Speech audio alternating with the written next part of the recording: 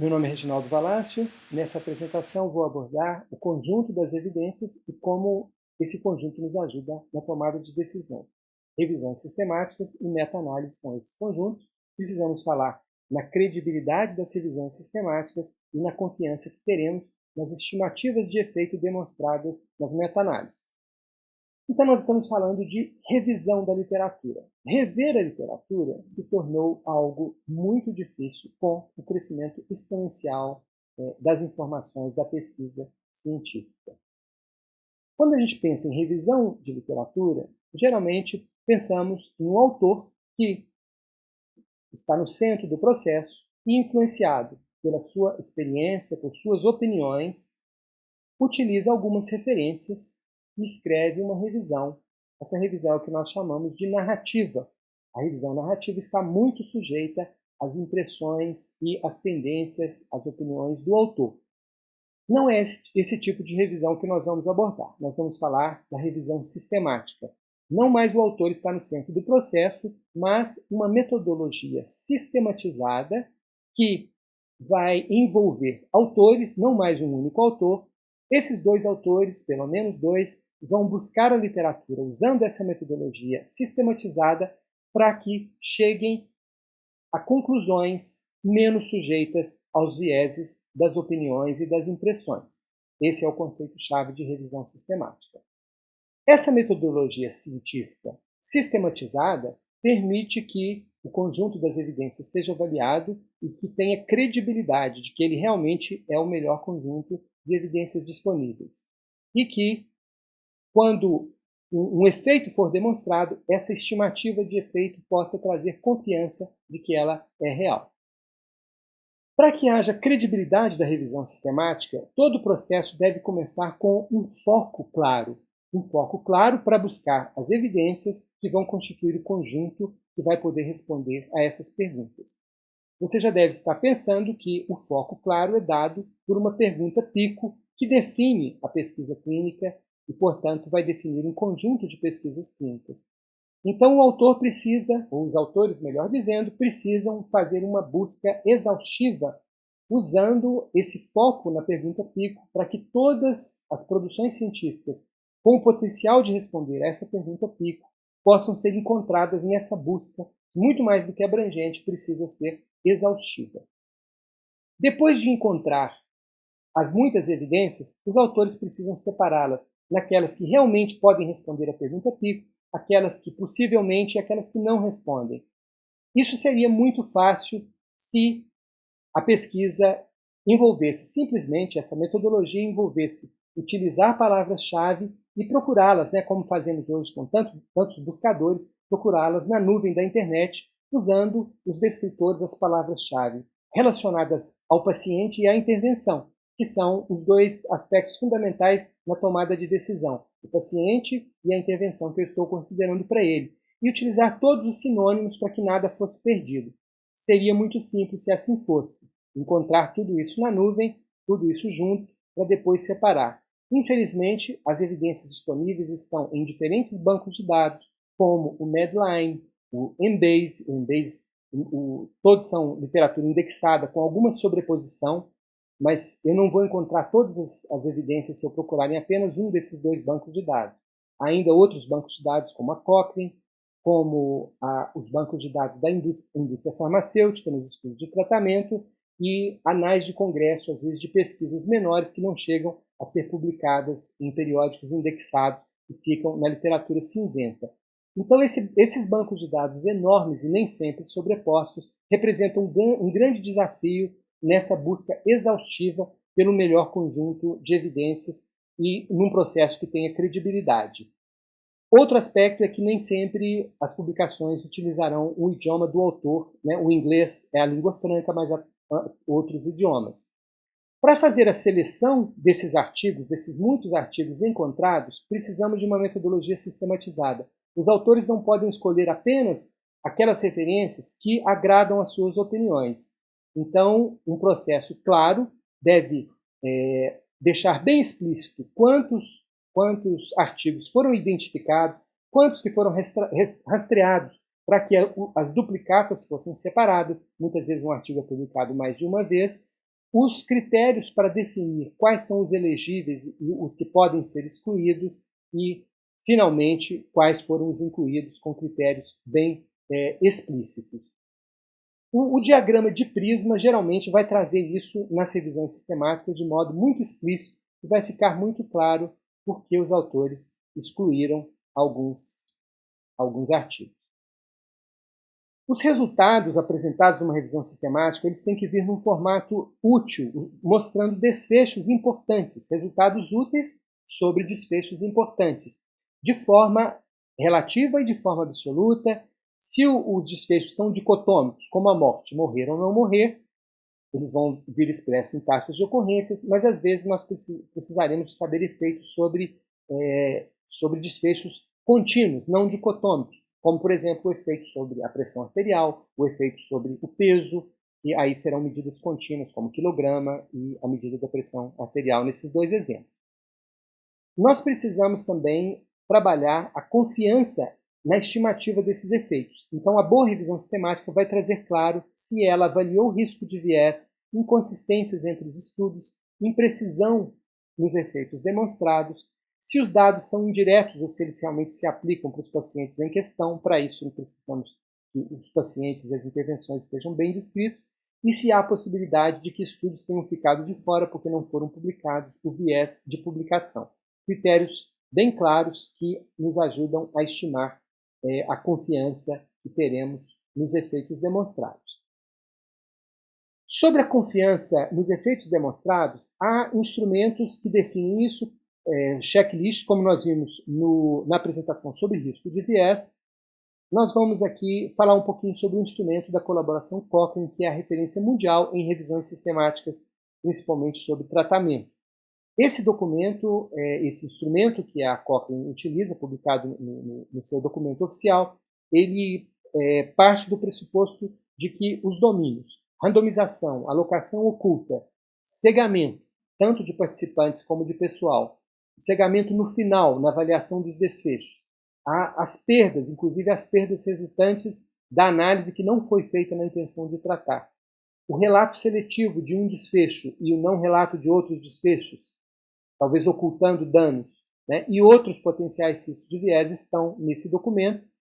E como que a Cochrane, que faz as boas revisões sistemáticas, apresenta o resultado da sua avaliação de risco de viés? Nesse formato em que a cor verde representa baixo risco de viés, amarelo um risco intermediário e vermelho um alto risco de viés. Então, a simples inspeção visual dessa matriz permite uma avaliação se o conjunto de evidências está sujeito a um risco de viés alto, baixo ou moderado, e isso vai influenciar muito na confiança que teremos na estimativa do efeito demonstrado. Então, a revisão sistemática ela tem o objetivo de ajuntar as partes, os dados de cada estudo, para chegar a um todo, a um conjunto das evidências disponíveis e, com isso, facilitar aí que um resultado combinado, mais provavelmente próximo da verdade, esteja disponível e o efeito seja conhecido, o efeito das intervenções. Essa confiança está muito relacionada também à inconsistência dos achados dos diferentes estudos. Se um estudo acha um resultado, outro, há inconsistência, isso vai diminuir a minha confiança. Se os resultados são muito imprecisos, também vai diminuir a minha confiança. Isso pode ser facilmente visualizado no forest plot, como a gente vai ver daqui a pouquinho. Então, o forest plot é chave na avaliação de uma revisão sistemática com meta-análise e vai haver um forest plot para cada desfecho. Então, se um estudo avaliou o desfecho mortalidade, mas também avaliou o desfecho sangramento, 2 forest plots mostrarão para a gente os efeitos de cada estudo e o efeito combinado no final. Cada estudo vai entrar com um peso, o peso vai ser dado pelo tamanho do quadradinho do diagrama do forest plot. Então, o tamanho da amostra e o número dos eventos que ocorreram em cada estudo determinará o peso desse estudo na meta-análise. Os efeitos de cada estudo da revisão sistemática serão representados no forest plot. Serão representados, de um modo geral, como efeitos relativos. Os efeitos relativos que mostram redução, o efeito de redução da ocorrência de um desfecho, estarão à esquerda, e os efeitos que mostram um aumento de taxa de ocorrência de um desfecho estarão à direita. Eles estarão no centro, na linha do efeito nulo, se o efeito for zero ou não existente. Os intervalos de confiança serão esses risquinhos, essas linhas que passam pelo peso do estudo, que é o quadradinho. Então, quanto maior o quadradinho, quanto maior o seu peso, menor será o intervalo de confiança, menor será a imprecisão de cada um dos estudos. Então, quando o intervalo de confiança ele cruza o efeito nulo, cada estudo individual não teve significância estatística. E nós estamos interessados em combiná-los para ver se reduzimos essa imprecisão, se ver se ao combiná-los a diferença se torna estatisticamente significativa, como vocês veem nesse diapositivo. Então aqui fica claro, o estudo de maior peso teve o menor intervalo de confiança e o estudo de menor peso teve o maior intervalo de confiança. Como vocês podem ver aqui. O efeito global, resultado da análise combinada de todos os estudos individuais, será representado pelo diamante. Nesse caso, o diamante mostra uma redução relativa de 20% ou um risco relativo de 0,8. O diamante também tem um intervalo de confiança, que é dado pela sua largura. A largura do diamante, então, pode ser pequena, grande ou mais ou menos. E o intervalo de confiança, então, vai definir a precisão da estimativa desse efeito global demonstrado pelo diamante. Nesse exemplo, um risco relativo de 0,8 com intervalo de confiança de 0,5 a 1,9, um diamante bem largo, ou seja, uma imprecisão muito grande do efeito demonstrado na meta-análise. O efeito pode ser relativo utilizando outras medidas, como o hazard ratio, nesse exemplo, o hazard ratio de 0,8, um intervalo de confiança bem estreito de 0,76 a 0,86. Mas também pode ser mostrado para efeitos absolutos. Nesse caso, a linha da igualdade será zero, porque o efeito é absoluto. No exemplo, nós vemos aqui a diferença média padronizada, que foi de 10 milímetros de mercúrio, significa que com o tratamento, a média observada de redução na pressão arterial foi de apenas 10 milímetros de mercúrio, com esse intervalo de confiança bastante estreito, menos 8 a menos 12, uma redução bem próxima dos 10, porque o intervalo de confiança é bem curto, uma precisão boa. A inconsistência ou a heterogeneidade nos estudos pode afetar a confiança na estimativa dos efeitos. Como que ela pode ser estimada visualmente utilizando o Forest Plot? Através de uma linha traçada sobre o efeito global, que é o diamante, paralelo ao efeito à linha do efeito nulo, como vocês veem aqui. Se essa linha cruza os intervalos de confiança, ou seja, se os intervalos de confiança de cada estudo individual se sobrepõem, nós temos baixa heterogeneidade. Se eles não se sobrepõem, nós teremos alta heterogeneidade. A baixa heterogeneidade também pode ser medida através de uma estatística sumária, que é o I².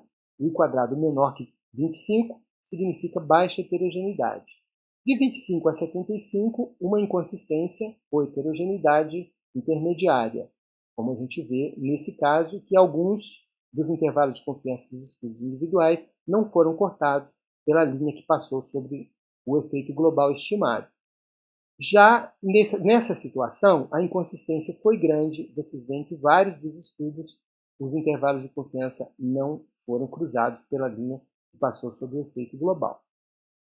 Muito importante, além de risco de viés, inconsistência, imprecisão, nós falamos também de dados indiretos. Então, a boa revisão sistemática vai definir claramente quais foram os pacientes, quais foram as intervenções, para que quem utiliza aqueles dados saiba exatamente para quem se aplicam e qual intervenção utilizar. Se essa intervenção for diferente daquela que ele está pensando em utilizar, se os pacientes estudados são muito diferentes daqueles que o profissional está querendo beneficiar utilizando aquela referência para tomar uma decisão, nós falaremos que os dados são muito indiretos e, portanto, a confiança na estimativa do efeito estará comprometida. Se são muito semelhantes, ótimo. Se forem muito diferentes, a confiança na estimativa vai cair bastante. Isso se aplica também, obviamente, aos desfechos. A revisão sistemática que avaliou o efeito sobre desfechos clínicos vai ter muito mais valor do que aquela que avaliou os efeitos sobre desfechos substitutos. Fundamental avaliarmos se houve viés de publicação. O viés de publicação seria aquela situação em que, mesmo com uma busca bastante abrangente da literatura mundial, uma busca exaustiva, que foi feita utilizando a pergunta Pico, alguns estudos ficaram de fora, não foram encontrados porque simplesmente não foram publicados. Isso acontece muitas vezes por interesse da indústria farmacêutica de ocultar efeitos que foram demonstrados e que podem comprometer a imagem do produto. Para avaliar se há viés de publicação, existe uma estatística que se chama funnel plot. É bom avaliar se ela foi avaliada, se ela foi incluída na meta-análise. Então é importante procurar se os investigadores avaliaram a possibilidade de viés de publicação, além de terem feito uma busca exaustiva. Muitas vezes é possível fazer uma análise de sensibilidade. O que é análise de sensibilidade? Seria retirar um ou mais estudos e ver se há mudança no resultado global. Como vocês veem aqui, a retirada desse estudo causou uma mudança importante e desviou completamente o efeito global. E nessa situação, diminuiu a inconsistência.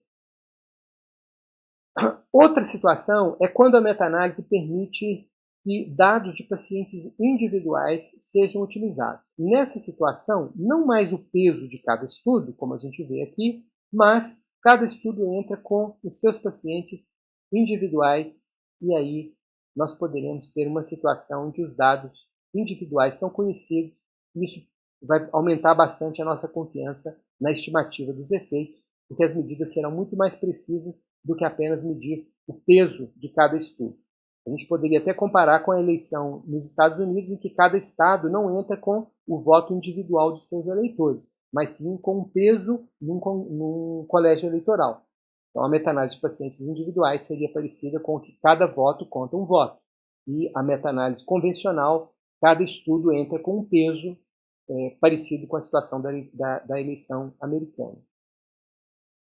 Então, nós podemos resumir de que a revisão sistemática de qualidade que responde a uma pergunta Pico, ela pode ter credibilidade se ela começou com foco, fez uma busca exaustiva para realmente encontrar o melhor conjunto de evidências que podem responder aquela pergunta, se os autores fizeram uma seleção apropriada usando uma metodologia reprodutível, se os resultados foram apresentados de uma maneira útil, mostrando redução relativa, redução absoluta, ou quando mostrando redução relativa, mostrando o risco basal para que a gente calcule o efeito absoluto para o risco do nosso paciente, e que também abordou critérios para que a gente pudesse avaliar a confiança que teremos na estimativa dos efeitos. O outro aspecto-chave é a confiança, então, na estimativa dos efeitos, que será dada pelo risco de viés, pelas inconsistências apresentadas, pela imprecisão, pelos dados indiretos e pelo viés de publicação. Não havendo esses problemas, a nossa confiança vai ser alta nessa revisão sistemática e no efeito demonstrado após a análise combinada feita na meta-análise. Esses são os conceitos centrais para se avaliar uma revisão sistemática e uma meta-análise, que são extremamente úteis, já que as boas revisões sistemáticas constituem o pirâmide da hierarquia definida pelo risco de viés e são fundamentais toda vez que pensamos em tomada de decisão baseada em evidências, como veremos em outros exercícios que faremos mais adiante.